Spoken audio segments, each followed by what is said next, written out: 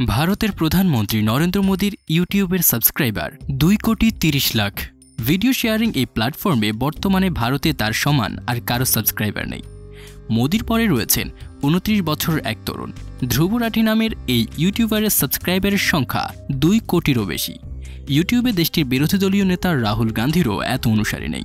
ধ্রুব রাঠির ভিডিওতে এমন কী জাদু আছে যা বিশেষ করে ভারতের মানুষকে মন্ত্রমুগ্ধ করে রাখে? সম্প্রতি তাকে নিয়ে সংবাদ প্রকাশ করেছে আল জাজিরা। সেটি বাংলা ভাষায় রূপান্তর করেছে প্রথম আলো। আল জাজিরার সেই প্রতিবেদনে কি বলা হয়েছে তার বিষয়ে সেটি থাকছে আজকে আমাদের এই আয়োজনে। রাজনৈতিক অঙ্গনের নানান ইতিহাস ও তথ্য পেতে আমাদের চ্যানেলটি সাবস্ক্রাইব করে বেল আইকনটি প্রেস করে রাখুন। 2014 সালে নরেন্দ্র মোদী প্রথমবার প্রধানমন্ত্রী নির্বাচিত হন। ওই বছরই দিল্লির পার্শ্ববর্তী হরিয়ানা রাজ্যের বড় কৃষক পরিবারের সন্তান রাঠি জার্মানিতে যন্ত্রকৌশল বিষয়ে উচ্চতর পড়াশোনা করতে যান। সেখানেই তার ইউটিউব চ্যানেলের যাত্রা শুরু। এই চ্যানেলের জন্য তিনি প্রথম ভিডিও শ্যুট করেন তার iPhone 5s দিয়ে। ওই ভিডিও ছিল ভ্রমণ নিয়ে। তবে অ্যানিমেশন কৌশল ব্যবহার করে নিজের প্রথম ভিডিওটি রাঠি বানিয়েছিল বেশ আগে, 2003 সালে। একটি সাধারণ ওয়েবক্যাম বা ভিডিও ক্যামেরা দিয়েই সেটি বানানো হয়েছিল। 2014 সালে দুর্নীতি বিরোধী স্লোগান দিয়ে ক্ষমতায় আসে ভারতীয় জনতা পার্টি বিজেপি। প্রধানমন্ত্রী হন নরেন্দ্র মোদী। শুরুর দিকে মোদীকে পছন্দ করতেন রাঠি, তাকে সমর্থনও করতেন। 2011 সালে তৎকালীন ক্ষমতাসীন কংগ্রেসের নেতাদের বিরুদ্ধে দুর্নীতির অভিযোগে ভারত জুড়ে আন্দোলনের তুঙ্গে ওঠে। তখন আরও লাখ লাখ কিশোর কিশোরীর মতো রাঠির মধ্যেও কংগ্রেস বিরোধী মনোভাব তৈরি হয়। তাই 2014 সালে মোদীকে স্বাগত জানিয়েছিলেন রাঠি। কিন্তু এক বছরের মাথায় বিজেপিকে নিয়ে রাঠির মনোভাব বদলাতে শুরু করে।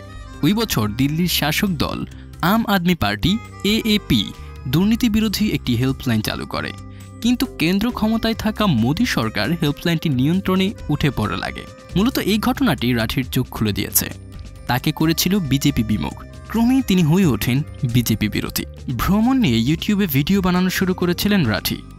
এখনও ভ্রমণ নিয়ে তিনি ভিডিও তৈরি করেন। ইতিহাসের কোনো স্থান, ঘটনা বা স্থাপত্যের নিদর্শন ইত্যাদি নিয়ে তার বানানো ভিডিওগুলো দর্শক আকাশ ছোঁয়া। তবে রাজনৈতিক ভিডিওগুলোর কারণে তিনি দ্রুত জনপ্রিয় হয়ে উঠেছেন। কিছুটা ভৌতিক ব্যাকগ্রাউন্ড সাউন্ড দিয়ে শুরু হওয়া রাঠির প্রতিটি রাজনৈতিক ভিডিওতে মোদী সরকারের ফাঁকা বলি, দুর্নীতি, সাম্প্রদায়িকতা ইত্যাদি তথ্য উপাত্ত দিয়ে বিশ্লেষণ করা হয়। সঙ্গে থাকে অ্যানিমেশনের মনোরম কাজ ও গ্রাফিক্সের দুর্দান্ত উপস্থাপনা। 2016 সালের 16 সেপ্টেম্বর রাঠি প্রথম রাজনৈতিক ভিডিওটি আপলোড করেন। নিজের মুঠোফোনে ধারণ করা এই ভিডিওতে বিজেপির IT সেল, ভুয়া তথ্য, সম্পাদিত ছবি, ভুল উদ্ধৃতি ইত্যাদি নিয়ে বিস্তারিত কথা বলেন হরিয়ানার এই তরুণ। প্রথম রাজনৈতিক ভিডিও বানানোর পর গত 8 বছরে রাঠি শুধু এগিয়ে গেছেন।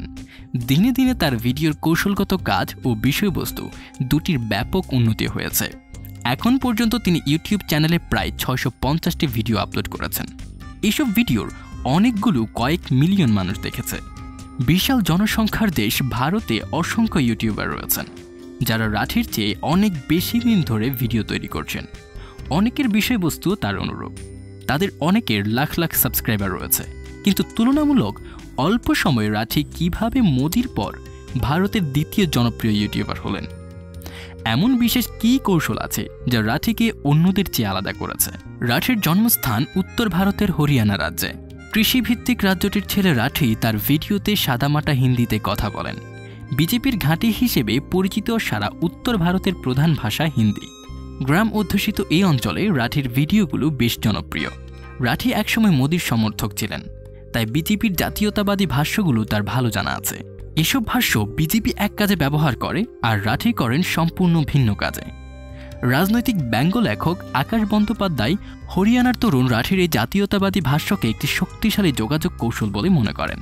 আকাশ বলেন তিনি জনগণের ভাষায় কথা বলেন। আকাশ বলেন রাঠি এমন এক ভাষায় কথা বলেন মোদীর সমর্থকদের কাছে যেটার আবেদন আছে। তার এই ভাষায় কথা বলাটা শ্রোতাদের মধ্যে এই ধারণার জন্ম দেয় যে তিনি জাতীয়তাবাদ বিরোধী নন, বরং তিনি ঘৃণা ও দল পূজা করার বিরোধী। সময়ের সঙ্গে সঙ্গে রাঠির ভিডিওগুলোর মান ক্রমেই ভালো হয়েছে। কাজ করতে করতে ভুল ত্রুটির মধ্য দিয়ে তিনি আজকের অবস্থানে পৌঁছেছেন। এখন তিনি আত্মবিশ্বাসের টইটুম্বুর। কয়েক বছর আগেও তার এই আত্মবিশ্বাস ছিল না। অন্যদিকে সাংবাদিক না হয়েও নিজের ভিডিওতে সাংবাদিক সুলভ বিভিন্ন বিষয় বজায় রাখতে চেষ্টা করেন রাঠি। বিশেষ করে তথ্য উপাত্তের সত্যতা নিয়ে তিনি বিশেষভাবে সতর্ক থাকেন। রাঠির ভাষায় যে কোনো গঠনমূলক আলোচনা আমি গুরুত্বের সঙ্গে গ্রহণ করি। শুরুর দিকে ভিডিওগুলোতে ব্যক্তিগত মতামতের সঙ্গে বিভিন্ন তথ্য মিলিয়ে ফেলতাম, বর্তমানে আমি তা করি না। টিম গঠন। 2020 সাল পর্যন্ত ভিডিওর জন্য গবেষণা, স্ক্রিপ্ট তৈরি, শুটিং ও সম্পাদনা থেকে শুরু করে সবকিছুই করতেন রাঠি নিজে। সবকিছু একা করার দুর্বলতা ছিল, এতে ভুল বেশি হতো। বর্তমানে একটি দল তৈরি করেছেন রাঠি। এখন গবেষণা, স্ক্রিপ্ট তৈরি, ভিডিও সম্পাদনার জন্য আলাদা আলাদা পেশাদার কর্মী রেখেছেন তিনি। এসবের ফলে তথ্য নির্ভুলের পাশাপাশি ভিডিওর মানও সার্বিকভাবে অবিশ্বাস্য রকমের উন্নত হয়েছে বলে মনে করেন রাঠি। সবকিছুতেই স্টাইল একটি বড় ভূমিকা রাখে। রাঠির আলাদা করে চোখে পড়ার মতো বা সিগনেচার স্টাইল হলো সবসময় এক রঙের টি শার্ট গায়ে দিয়ে ভিডিও করা। আর নমস্কার দোস্ত বা স্বাগতম দোস্তরা সম্ভাষণের মাধ্যমে ভিডিও শুরু করা তার আরেকটি সাধারণ কৌশল। রাজনীতির মতো জটিল বিষয়কে সহজে মজা করে উপস্থাপন করা রাঠির আরেকটি শক্তিশালী বৈশিষ্ট্য। জটিল বিষয় সহজ করতে গিয়ে তিনি কিন্তু তথ্য ও ভিডিওর সার্বিক মান নিয়ে আপস করেন না। আকাশ বন্দ্যোপাধ্যায় বলেন, মানুষের বড় একটা অংশ নির্ভুল তথ্য জানতে চায়। রাঠির ভিডিওগুলো সেই চাহিদা পূরণ করে, তাই বিজেপির অপপ্রচার আইটি সেল তার কাছে মার খেয়ে যাচ্ছে। তবে রাঠি নিজে মনে করেন নিজের ব্যক্তিগত, আবেগময় ও পাশের বাড়ির ছেলের মতো স্টাইল তার ভিডিওগুলোর জনপ্রিয়তা হওয়ার পেছনে কিছুটা হলেও ভূমিকা রেখেছে। এসবের কারণে দর্শকেরা সহজে তার সঙ্গে নিজেদের মেলাতে পারেন। এই স্টাইল তাকে অন্যদের থেকে আলাদা করেছে। তাছাড়া এই স্টাইলের কারণে তাকে দর্শকেরা কোনো রাজনৈতিক দলের পক্ষপাত দুষ্ট বলেও মনে করেন না বলে বিশ্বাস করেন ধ্রুব রাঠি।